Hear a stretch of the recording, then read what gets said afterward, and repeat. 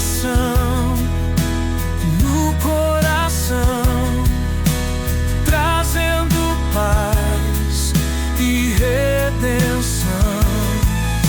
Nos braços do Pai eu vou descansar e em seu amor me transformar. No altar do amor eu quero estar, seguindo sempre a sua voz. Nem um dia sem Bíblia é o nosso lema desse ano e vamos seguindo aqui em frente, hoje 4, 5 e 6 de Êxodo e seguindo ali o Novo Testamento no livro de Mateus, capítulo 14, do versículo então 1 ao 21. Vamos juntos aqui. Os sinais concedidos a Moisés. Moisés respondeu: e se eles não acreditarem em mim, nem quiserem me ouvir e disserem, o Senhor não lhe apareceu? Então o Senhor lhe perguntou: que é isso em sua mão? E uma vara, respondeu ele. Disse o Senhor: jogue-a no chão. Moisés então a joga, e ela se transforma numa serpente. Moisés fugiu dela, mas o Senhor lhe disse: estenda a mão e pegue-a pela cauda. Moisés estendeu a mão, pegou a serpente, e essa se transformou numa vara em sua mão novamente. E disse o Senhor: isso é para que eles acreditem que Deus dos seus antepassados, o Deus de Abraão, o Deus de Isaque e o Deus de Jacó, apareceu a você. Disse-lhe mais o Senhor: coloque a mão no peito. Moisés obedeceu e quando a tirou, estava leprosa, parecia neve.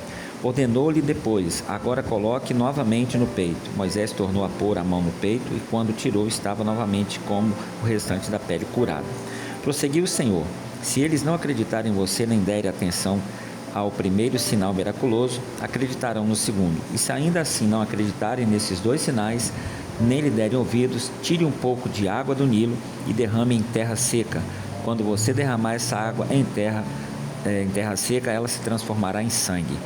Disse, porém, Moisés ao Senhor: ó Senhor, nunca tive facilidade para falar, nem no passado, nem agora, que falaste a teu servo.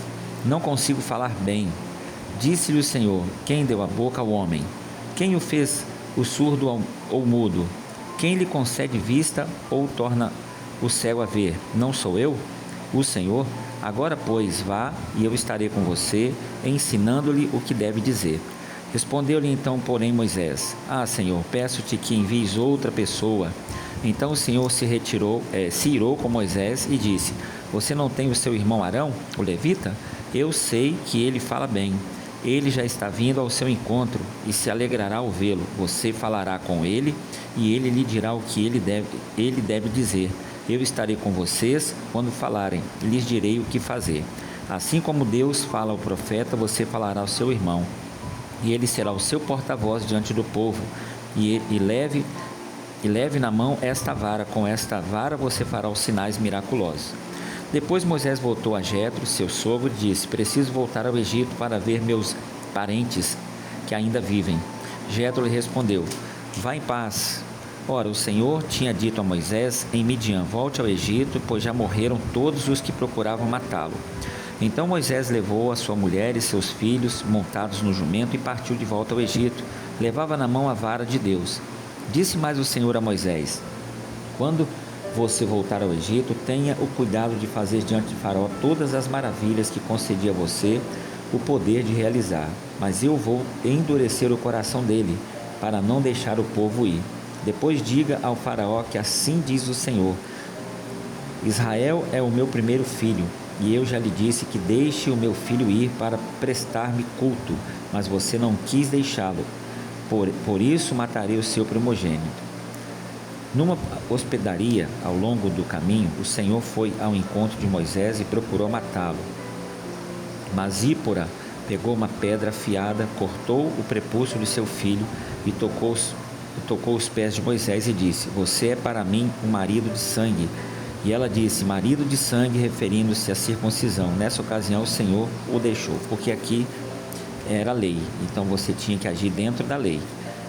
Se você agisse dentro da lei, era a favor de Deus. Agiste fora da lei, era contra Deus. Então, quem não é por mim é contra mim. E Deus, ele iria sentenciar a vida de Moisés por Moisés não cumprir o princípio.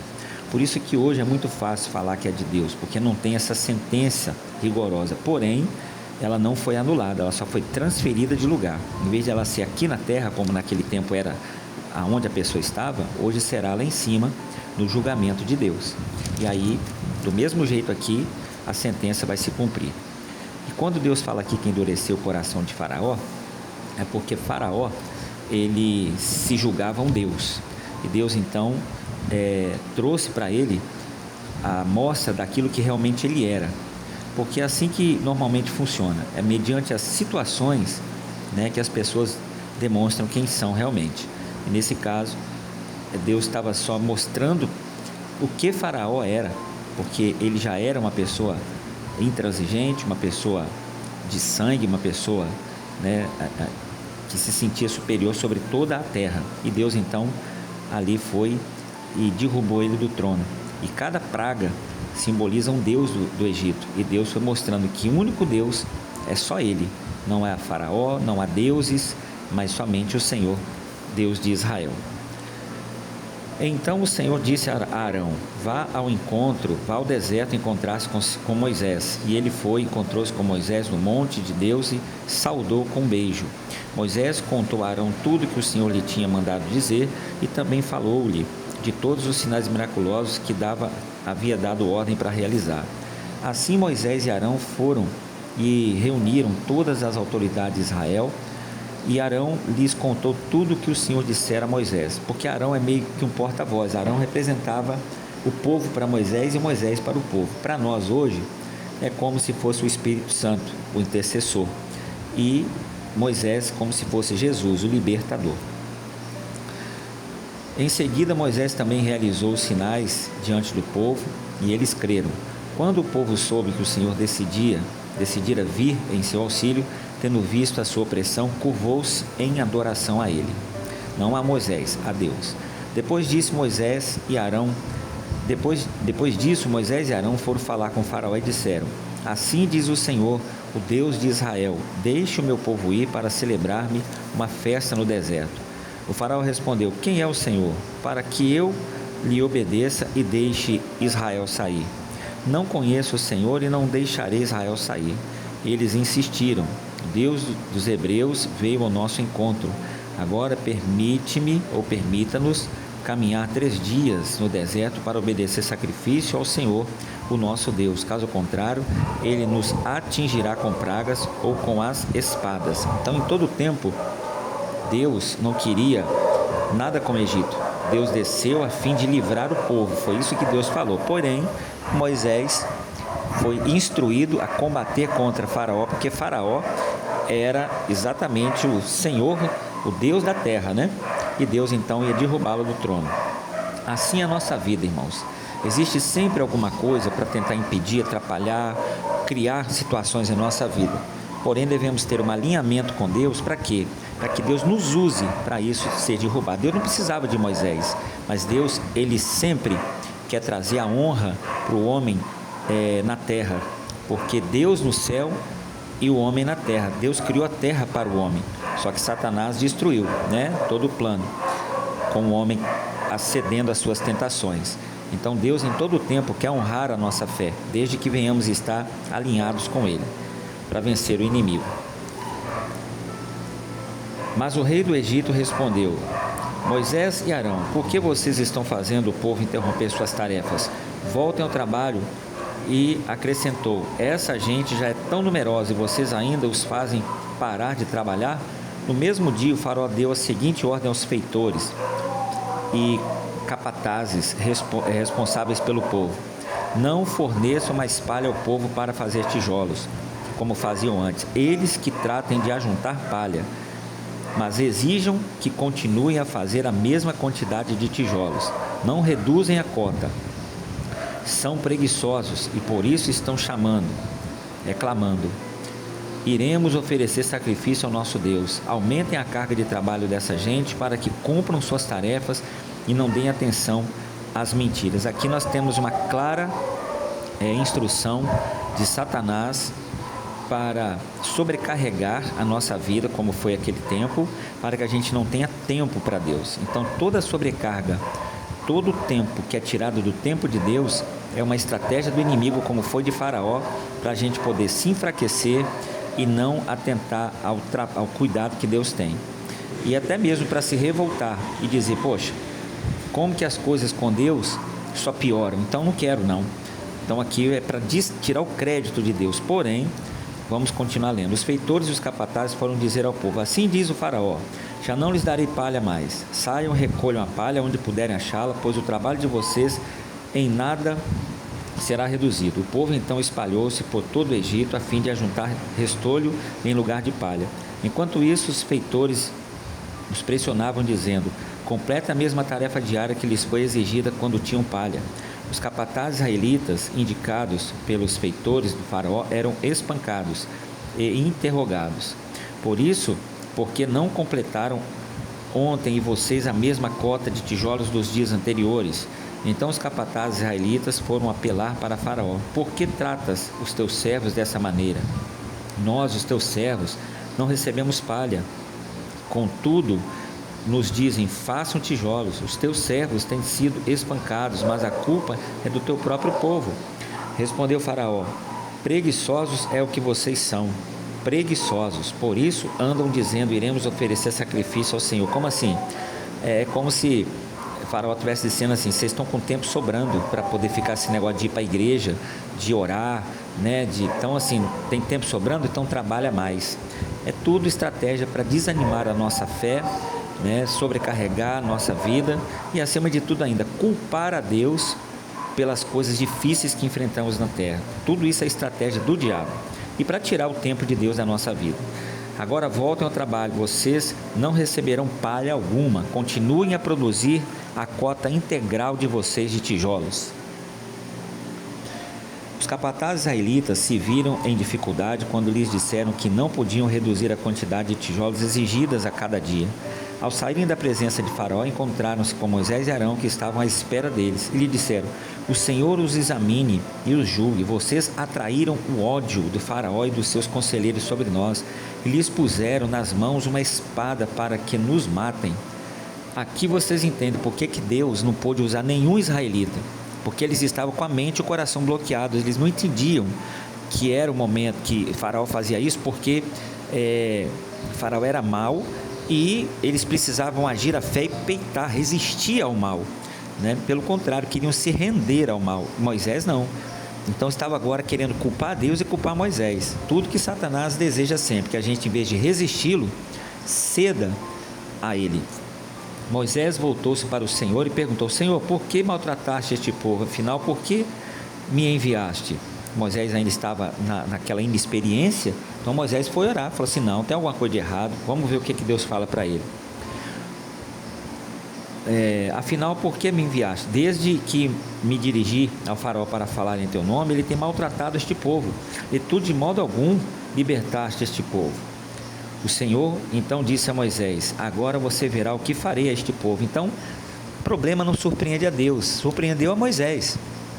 Continue firme, irmãos, só obedecendo a palavra, ainda que pareça que a situação às vezes piore, ou saia do controle, ou não tenha o resultado que você esperava após uma oração, uma atitude de fé, uma determinação de seguir a Jesus. Mas pode ter certeza, Deus sabe o que vai fazer. Todas as coisas cooperam para o bem. Você só não pode deixar de resistir ao mal e prosseguir servindo ao Senhor. Então o Senhor disse a Moisés: agora você verá o que farei ao Faraó. Por minha mão poderosa, ele os deixará ir. Por minha mão poderosa, ele os expulsará do país. Quer dizer, Faraó comprou uma briga com Deus agora. Disse Deus ainda a Moisés: eu sou o Senhor. Apareci a Abraão, Isaque e a Jacó como o Deus Todo-Poderoso, mas pelo meu nome, o Senhor, não me revelei a eles. Depois estabeleci com eles a minha aliança para dar-lhes a terra de Canaã, terra onde viveram como estrangeiros. E agora ouvi o lamento dos israelitas, a quem os egípcios mantêm escravos, e lembrei-me da minha aliança. Não que Deus tivesse esquecido, viu? Lembrei-me aqui, segundo a tradução, ouviu porque o povo o clamor do povo chegou até ele, porque Deus tinha uma aliança com o povo, mas faltava o povo ter uma aliança com Deus. Então, quando o clamor é sincero, quando o clamor é espiritual, quando a oração é de coração, Deus ouve. Por isso, diga aos israelitas: eu sou o Senhor. E não só uma oração de ritual, né? Uma oração assim, fazer por fazer, orar por orar, ir à igreja por ir. Então, nós devemos realmente ter um relacionamento. Então, Deus, ele vai sempre ouvir e responder. Eu os livrarei do trabalho imposto pelos egípcios. Eu os libertarei da escravidão e os resgatarei com braço forte, com poderosos atos de juízo. Eu o farei meu povo e serei o Deus deles. Então vocês saberão que eu sou o Senhor, o seu Deus, que os livra do trabalho imposto pelos egípcios. E os farei entrar na terra, e com mão levantada jurei que daria a Abraão, Isaque e Jacó. Eu daria a vocês como propriedade. Eu sou o Senhor. Irmãos, essa promessa ainda vale para nós hoje. Só continue melhorando, servindo e avançando na fé, em graça e em espírito todos os dias. Moisés declarou isto aos israelitas, mas eles não lhe deram ouvidos, por causa da angústia e da crueldade da escravidão que sofriam. Então o Senhor ordenou a Moisés: vá dizer ao faraó, rei do Egito, que deixe os israelitas saírem do país. Moisés, porém, disse à presença do Senhor: se os israelitas não me dão ouvidos, como me ouvirá faraó? Ainda mais que não tenho facilidade para falar. Mas o Senhor ordenou a Moisés e a Arão que dissesse aos israelitas e ao faraó, rei do Egito, que tinha ordenado para tirar do Egito, tinha ordem para tirar do Egito os israelitas. Estes foram os chefes das famílias dos israelitas. Os filhos de Ruben, filho mais velho de Israel, foram Enoque, Palu, Esrom e Cami. Esses foram os clãs de Ruben. Os filhos de Simeão foram Gemuel, Jamim, Oade, Joaquim, Zoar e Saul, filho de uma cananeia. Esses foram os clãs de Simeão. Estes são os nomes dos filhos de Levi, por ordem de nascimento: Gerson, Coate e Merari. Levi viveu 137 anos. Os filhos de Gerson, conforme seus clãs, foram Libni e Simei. Os filhos de Coate foram Anrão, aqui, Issar, Hebron e Uziel. Coate viveu 133 anos. Os filhos de Merari foram Mali e Muzi. Esses foram os clãs de Levi, por ordem de nascimento. Anrão tomou por mulher sua tia Joquebede, que lhe deu à luz Arão, Moisés. Anrão viveu 137 anos. Os filhos de Izar foram Corá, Nefeg e Zicri. Os filhos de Uziel foram Misael e Elzafã e Sitniri. Arão tomou por mulher a Eliseba, filha de Aminadab, irmã de Naasson, e ela lhe deu à luz Nadab, Abiú, Eleazar e Itamar. Os filhos de Corá foram Assir, Eucana e Abiasaf. Eucana mesmo, aquele marido de Ana. Esses foram os clãs dos coraitas. Eleazar, filho de Arão, tomou por mulher uma das filhas de Putiel, e ela lhe deu à luz Finéias. Esses foram os chefes das famílias dos levitas conforme seus clãs. Foi a este Arão e a este Moisés que o Senhor lhe disse: tirem os israelitas do Egito, organizados segundo as suas divisões. Foram eles, Moisés e Arão, que falaram a Faraó, rei do Egito, a fim de tirarem os israelitas do Egito. Ora, quando o Senhor falou com Moisés no Egito, disse-lhe: eu sou o Senhor, diga ao Faraó, rei do Egito, tudo o que eu lhe disser. Moisés, porém, perguntou ao Senhor: como o Faraó me dará ouvidos, se não tenho facilidade de falar? Aqui nós finalizamos aqui a primeira parte. Amanhã vamos ler o 7 em diante, e você vai entender o que Deus começou a fazer. Mateus 14, do verso 1 ao 21.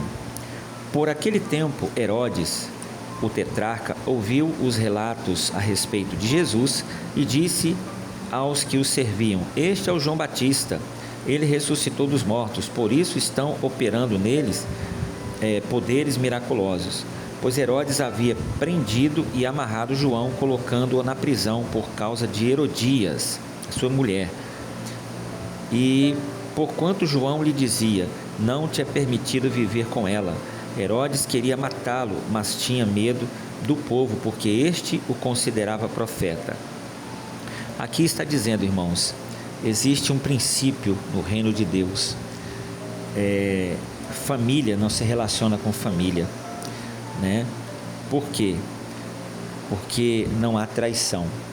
A traição de família, ela é a pior que existe aos olhos de Deus. Versículo 5. Herodes queria matá-lo. Tinha medo do povo, porque este o considerava profeta. No aniversário de Herodes, a filha de Herodias dançou diante de todos e agradou tanto a Herodes, que ele prometeu sob juramento dar-lhe o que ela pedisse. Influenciada por sua mãe, ela disse: dá-me aqui num prato a cabeça de João Batista. O rei ficou aflito, mas por causa do juramento e dos convidados, ordenou-lhe que fosse dado o que ela pedia, e mandou decapitar João na prisão. Sua cabeça foi levada num prato e entregue ao jovem, que a levou à sua mãe. Os discípulos de João vieram, levaram seu corpo, o sepultaram depois foram e contaram então a Jesus. Ouvindo o que havia ocorrido, Jesus retirou-se de barco, em particular para um lugar deserto. As multidões, ao ouvirem falar disso, saíram das cidades e o seguiram a pé. Quando Jesus subiu do barco e viu tão grande multidão, teve compaixão deles e curou os seus doentes. Ao cair a tarde, os discípulos aproximaram-se deles e disseram: este é um lugar deserto, Senhor. Já está ficando tarde.